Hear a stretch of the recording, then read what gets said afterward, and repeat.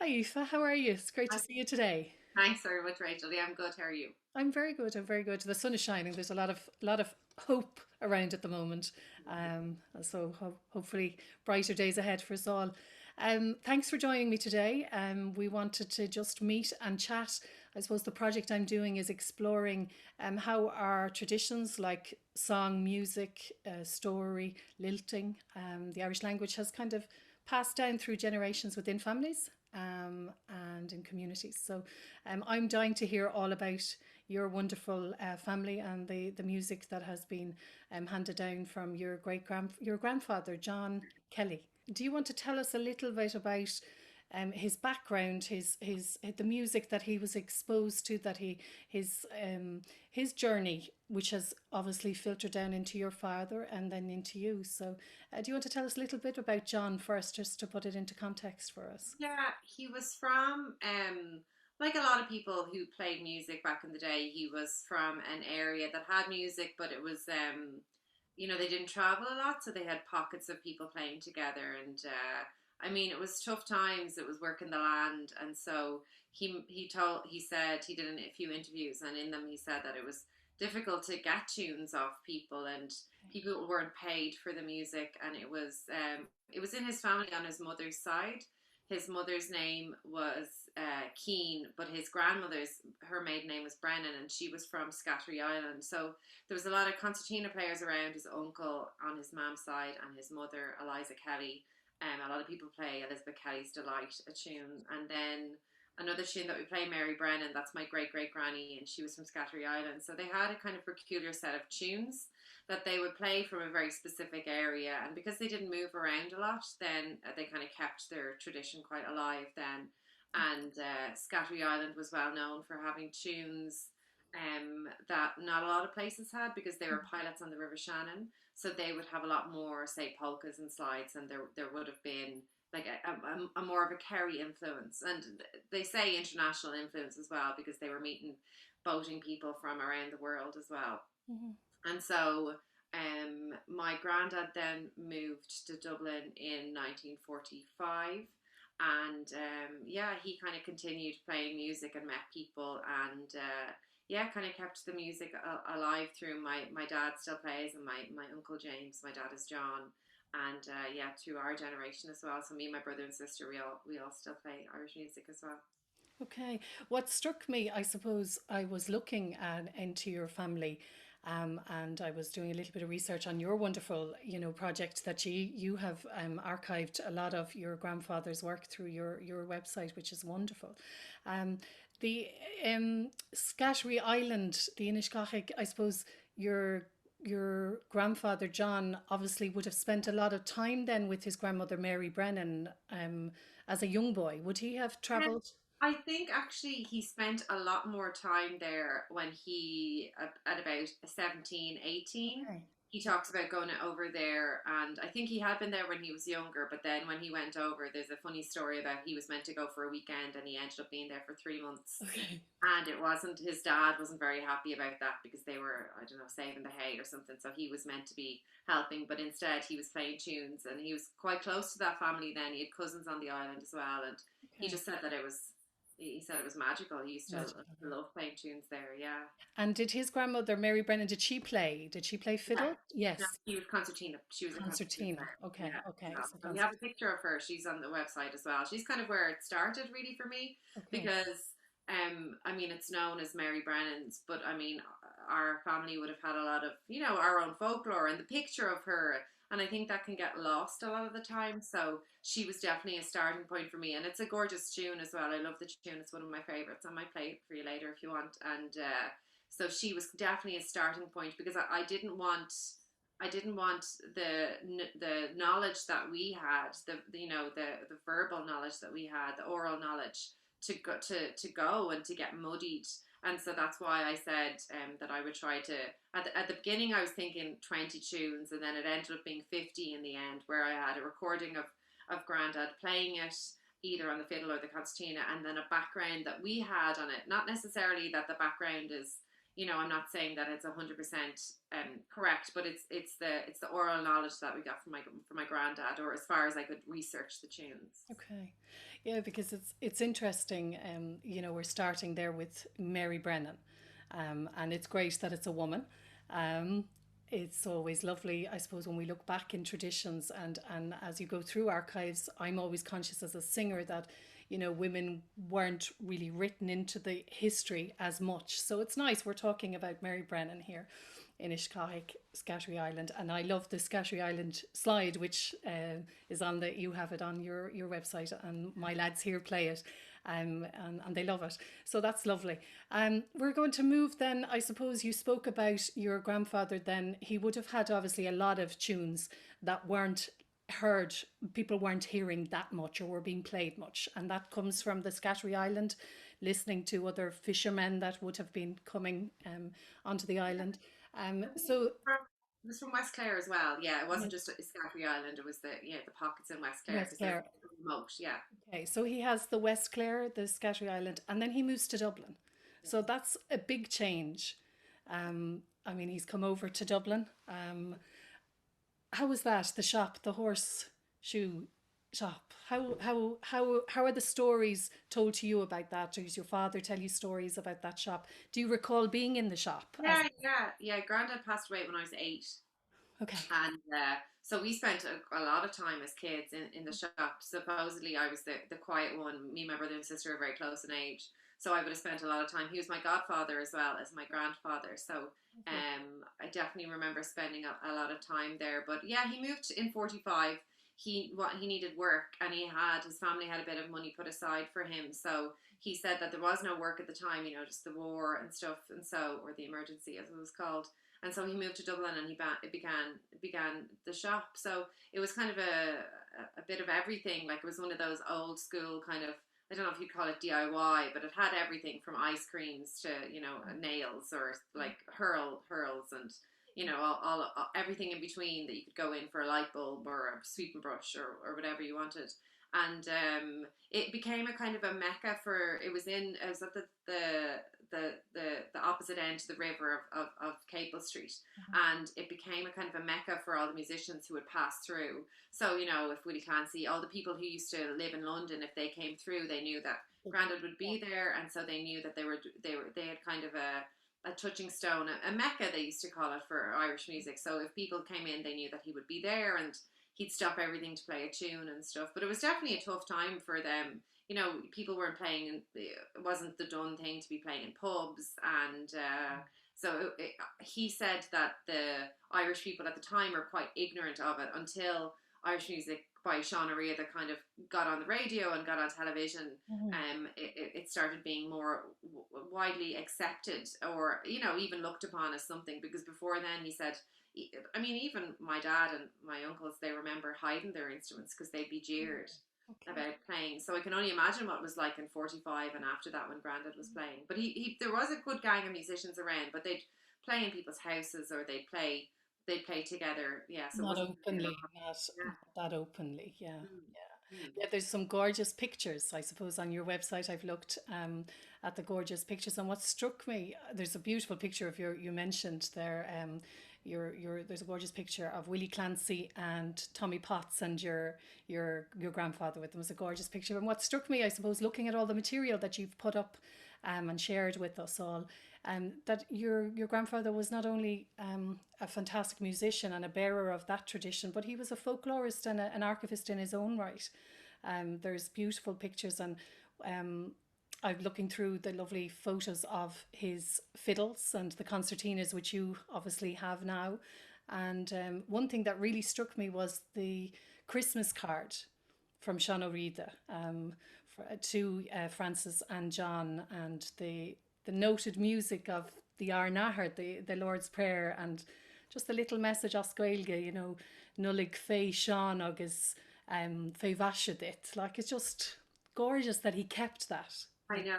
I felt along the way, I've said this before, but I felt that he was really kind of speaking to me at stages. He definitely kept things. I have so much more stuff that I just didn't have time to put on the website. So he kept letters, he kept like mementos, he like you might have seen, he would scrap down little bits of, I didn't even know he could write music, and he, you know, just the first few stave music, and he'd write it down and say, oh, my, by my mother Eliza. So it was really like he kept an awful lot of things. One of the things though that was lost was he had a book, a visitor's book that people used to sign in. So everybody from Tommy Potts, Willie Clancy would have signed into the shop. And he said it himself. Like my dad and them thought that they had lost it somehow when after he died.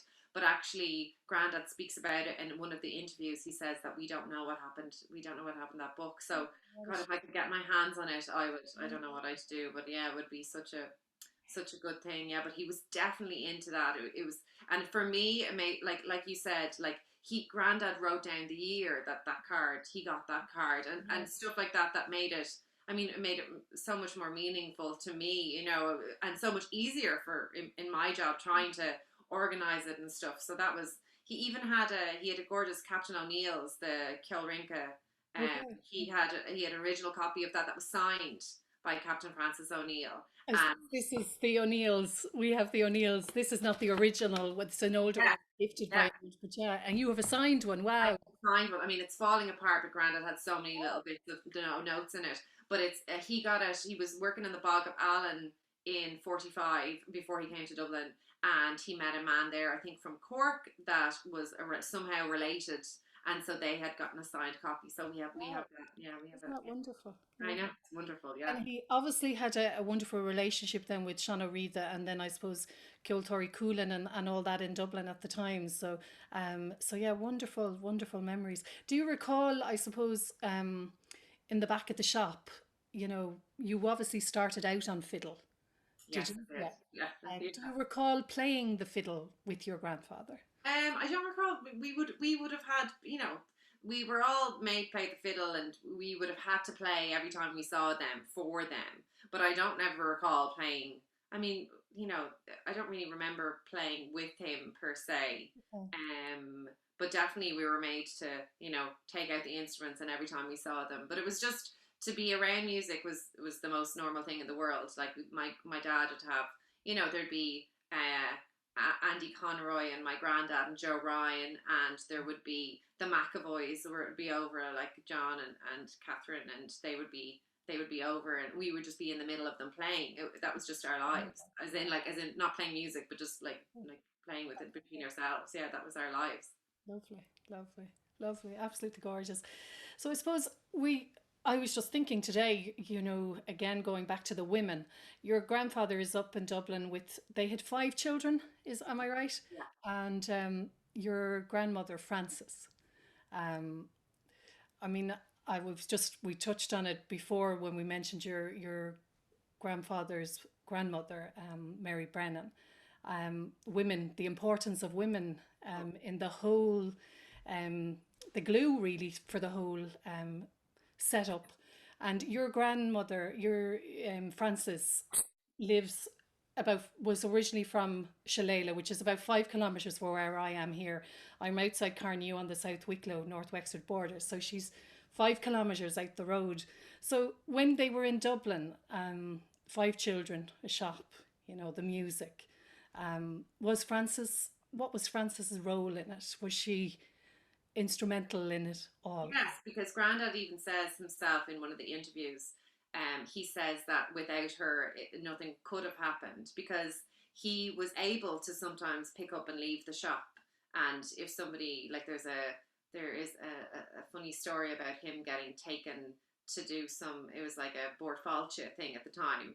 And somebody just arrived at the door one morning of the shop and said, come on, you're going to play. And it was him and a piper. I can't remember the piper's name now, but yeah, so they were just taken off for the day. So, but without grandma's like backing, it never would have, could have never happened. And even like he had a lot of, you know, good relationships, like my dad and them would remember like just waking up and somebody else being in the room, you know, that people would come and people would stay, and that was just so normal. Like my grandma would just feed people, and she definitely was the glue for everybody. Even there's you know, Grandad got Johnny Doran recorded, and my grandma was Johnny Doran was originally from Wicklow, the piper, and that was the only recordings that were ever made of him. And it was because my grandma and him were very close, and he used to call over all the time. And Grandad said he loved brown bread and tea, and my grandma would make that for him specially. And they had a kind of a special bond because they were from the same place. And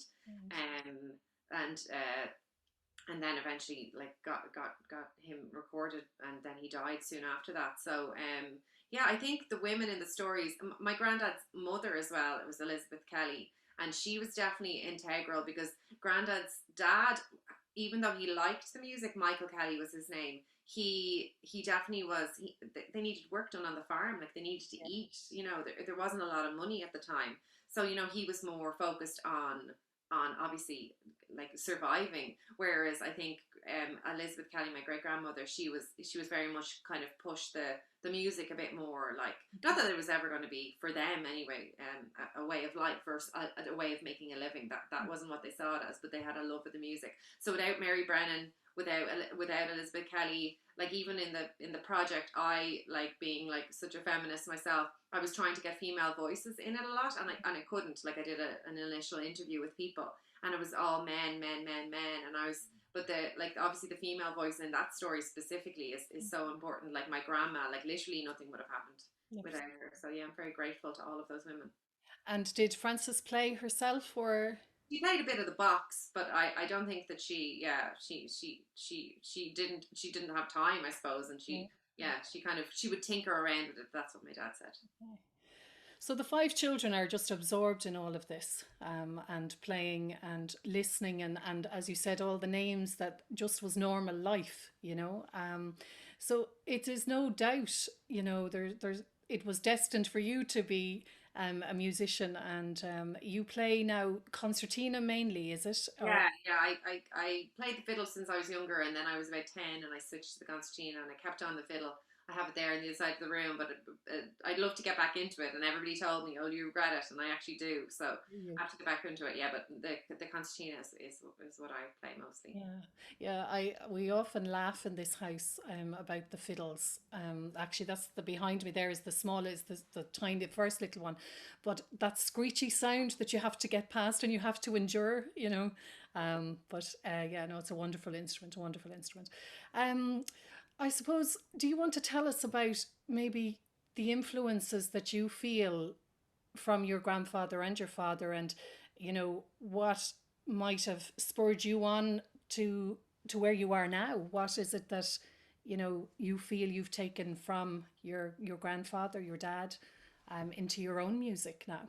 Yeah, I always felt that it was so important to keep the tradition alive, and I mean, it's flourishing nowadays, but I suppose the specific, like I when before Joe Ryan died, I was kind of recording him, and I was worried about, you know, losing tunes or losing things like that. So I think like I play an awful lot of my granddad's music. Obviously I have other music as well, but I mean, yeah, and from my dad, I play an awful lot with my dad as well. In normal times, non-pandemic times, dad plays once a week in town, and I would go into that regularly with him, and he'd still amaze me every single time with tunes that I've never heard. So his repertoire is unreal, out of this world. So yeah, no, I love playing. I think I had been quite shy about playing in my like 20s and stuff, and I was surrounded by a lot of the best musicians. Like my good friends are like,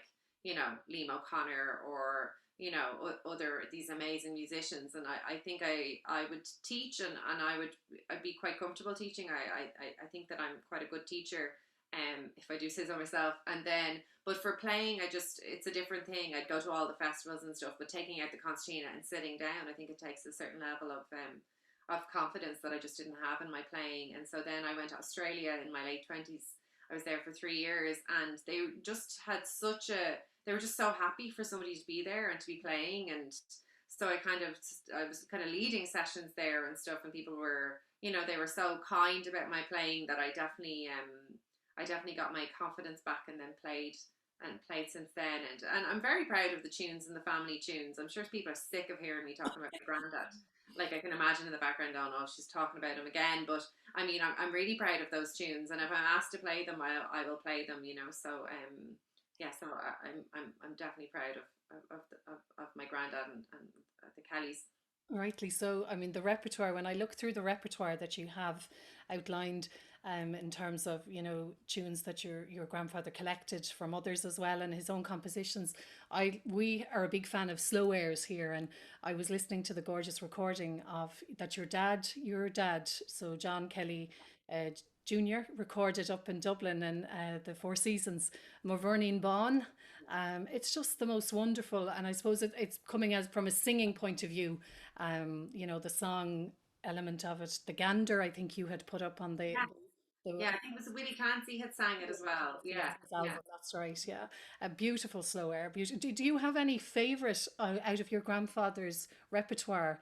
That you have kind of, we all have these go to. I have a go to song that I would Yeah. sing. Do you have this go to tune that you? Yeah, there's some like if I had to play for something or play in sessions, that'd probably be two different things. Like so, my granddad has a version of the Cliffs of Moher from his mother, and I love that. Like jigs, I could play all day, and then hornpipes as well. He has a gorgeous. The ebb tide is probably my go-to. It's quite a weird hornpipe, and I love that one as well. And there's another one called we call it John Kelly's hornpipe, and it was a kind of an interesting tune. It's three parts that are very similar to each other. And my uncle James, he said, "Oh, your granddad I never heard him play that." And I said, "Oh well, I have a video of him playing it, which is how I learned the tune." And so yeah, that's probably another one. And oh yeah, the Mary Brennan's one, I love it. It's the way we play it in our family. It's probably we don't even know what it is. Like it's not really a polka, or you could call it a slide, or you could call it a few things. So but I think that they played that on the island as well. So they kind of started a bit slower and then kind of got into the tune, which I think is really interesting. So they're probably, yeah, but there's so many. I mean, there's Yeah. like the Scattery Island ones that you mentioned, the slides. Like we would play them a lot. We would play there's Delia Crowley's and the Cabin Hunter, and I love those reels as well. And oh yeah, there's a good there's some on the website that I don't play that I don't know too well that I actually have to go back and, You and just make learn. yourself Yeah. a challenge. Yes, it is because I've obviously written about them and I've heard them, but it's just about sitting down and actually playing. Recording yourself, Yeah, yeah, yeah, yeah. getting yourself recorded up on that website, beautiful website. And what was your grandfather like? What? I mean, when I look at what you have shared with us, it's a real kind of open book for us to look, which we're very grateful of. And when I look through his work, as I said, I don't just see him now as a musician. He was a folklorist, an archivist, and an absolute treasure. Um, and I'm getting from him and his work that his purpose really was to pass it on to the next generation and keep it all going. Yeah. And what was he like? What was the side that we didn't get to see of him? What was he like as a person in terms of his music? And was he quite serious about it? Was he, you know, Yeah, he was definitely very serious. I mean, this is kind of the joke that everybody has a story about Bono. Like when I go around the place, everybody has a story about my granddad, and they wouldn't all be the best stories because he took it so seriously that he would be quite blunt in a way that you definitely couldn't be today, or else you would be looked down upon. So he was quite I'd say, a dictator in sessions. You wouldn't be messing or you wouldn't be playing silly things or you'd be given out to. So there's a few stories of him like tapping people on the head with a bow to tell them to cop on and stuff. For me, he was just my granddad, and he was lovely, and he was very patient, and just always there. And like I would have loads of memories from being in the shop with him, and I would be in the back, and he had like a little seat for me, and I would be drawing and coloring for him, and he would like tell me I was a good girl, and like I have loads of those memories. So for me, he was just my granddad, and he was lovely, but I definitely was quite a stern man, quite a Catholic man as well. But I mean, he loved music, and he didn't just love Clare music. He was very interested. He had a huge love of Donegal music and stuff, and he was an exponent of other people as well. Like I say on the website is obviously about my granddad, but actually in doing that website, it's so much more about these other people that have kind of been lost, because people do remember my granddad. And but like say Patsy Gary, that's another great tune as well. And this is a person I'm a little bit obsessed with. He was in his 80s when Grandad was in his early teens, and he was couldn't read or write. I found his ex on the census, and he had a big family. And I've never been able to find any of his family actually from West Clare. I think a lot of them went to America. But he was a traveling musician. We don't think he was a traveler now, but he was a traveling musician. And he met his wife, actually. He was going to play at her wedding, and then he took her off. And he took her like away, as in he took the woman that was going to marry from another man, which is hilarious. And so Grandad speaks about this man so lovingly that it was very hard to get tunes from people, and people were just busy. And then this man was in his 80s, so he would cycle the 8 miles or whatever it was to get to this man's house. And then his son was kind of the head of the house at the time, and he would say, "Go on, Dad, will you just play him a tune? He's came all this way, will you just play him a tune?" And so nowadays I think that we're so, how did you learn that tune? Oh, I learned it off a CD, or online or whatever. And then he had to like beg a man in his 80s, and he sometimes wouldn't play for him. He wouldn't be in the mood to play. And so Grandad, that's how much he was into the music, that he went to those lengths. So, and those other people, like there's lovely stories about Timmy Tigeen O'Hanrahan, and I found his grave in a grave in Lachine, and he talks about his tunes. And so there's all these people that kind of Grandad spoke about and spoke. He wanted to keep the tradition, because Irish music, I think, is so much more than just the tunes or the songs. It's about a community, and it's about the oral, the stories, and like I think the website is very much a social history, as opposed to just an archive of a man playing music. I think it's a lot. Absolutely. I think in doing projects like you've undertaken, and some of the research that I've started to do, you kind of, we can't really relate to how much harder people had to work at to keep the tradition alive. I chatted with a young lilter earlier today, and we were chatting about that very thing, that lilting was used as a mechanism to keep the tunes alive, and all these different hardships that we just click on into an archive, or onto print out a tune and learn it. But it's the story behind them that is the important thing. And I think what you're doing, the website, has just been a great snapshot into what it was like for your grandfather and the great work that he's done. So what was your grandmother Frances like then, among it all? Was she a very calm woman, just took it in her stride, 5 children, a shop and a husband? Yeah, she was very calm, but she was loving and lovely, and she'd chat to everybody, and she was very outgoing and vivacious, and she was she was just lovely, and she kind of had a glint in her eye, and she was joking and stuff. And yeah, she was lovely. She was kind of definitely the glue to everything, and everybody'd come together with her, and very family orientated, and wanted everybody together and stuff. Yeah, yeah, she And was. would she have been a front face in the shop as well? Oh, absolutely, Yeah. absolutely, she was So her lovely. personality as well, with people coming in.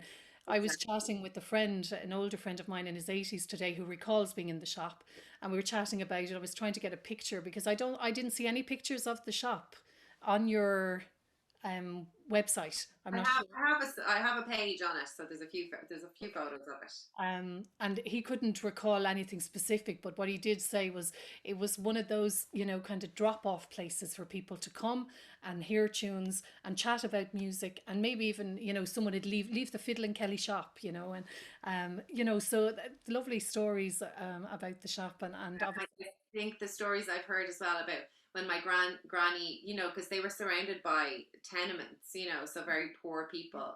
So my granny would always be kind of, giving little bits here and there, and telling people it was okay, that they didn't have to pay right now or something. So I think that she was really caring as well, and really well liked as well in the area. I think they had great respect for Grandad in the area. They knew there was no bull and stuff with him, and with my granny, they knew that she was a little bit of a softer hand there. So yeah, yeah, that's They what knew how to work around your grandfather through Francis. Yeah. I think that's very true in a lot of families, isn't it? A lot of women are the ones that will make those decisions.